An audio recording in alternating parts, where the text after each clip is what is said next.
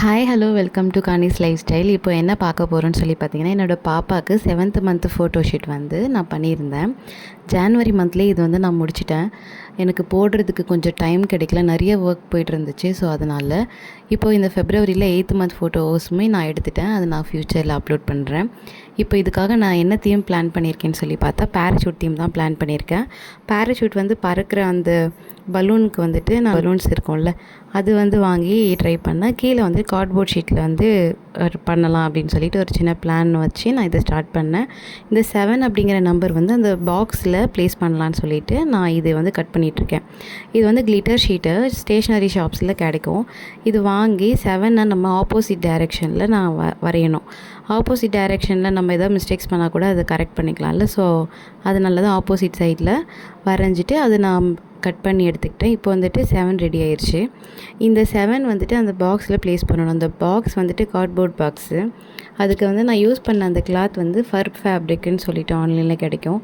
நான் இந்த கிளாத் எதுக்காக யூஸ் பண்ணேன்னா, இந்த ப்ளவுஸ் எல்லாம் வந்துட்டு நான் போட்டு வீடியோஸ் நான் எடுக்கிறதுக்காக அந்த கிளாத் யூஸ் பண்ணுவேன். நான் அதே கிளாத்தையே எடுத்து அந்த பாக்ஸை வந்து கவர் பண்ணிக்கிட்டேன். நெக்ஸ்ட்டு அந்த பாக்ஸ்க்கு உள்ளார பாப்பா நிற்க வைக்கலாமா உட்கார வைக்கலாமான்னு சொல்லி யோசிக்கும் போது அவங்க நிற்பாங்களான்னு எனக்கு தெரியல. ஸோ நான் தலையணி அதுக்கப்புறம் கொஞ்சம் கிளாத் எல்லோரும் உள்ளார போட்டுட்டு உட்கார தான் வச்சுருந்தேன். அதெல்லாம் நிற்கிற மாதிரி கொஞ்சம் தெரியும்.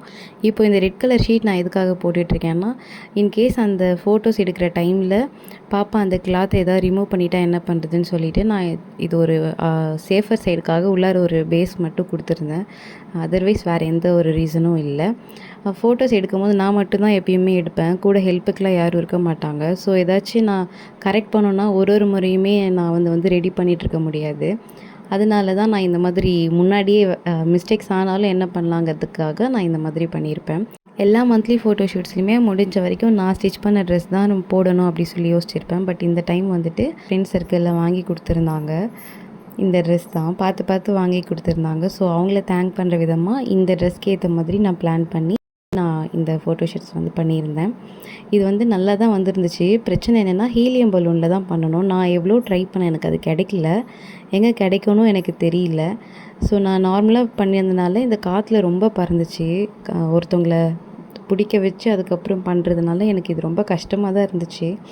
நான் டிலே பண்ணி இதை நான் போஸ்ட் பண்ணுறதுக்கு இதுவும் ஒரு ரீசன் தான். இது ஒருவேளை நான் ஹீலியம் கேஸ் யூஸ் பண்ணியிருந்தால் இன்னும் அழகாக வந்திருக்கும். நீங்கள் யாராவது இந்த தீம் பிளான் பண்ணுற மாதிரி ஐடியாஸ் இருந்துச்சுன்னா நீங்கள் ஹீலியம் பலூன் ட்ரை பண்ணுங்கள் for the better result. Thank you.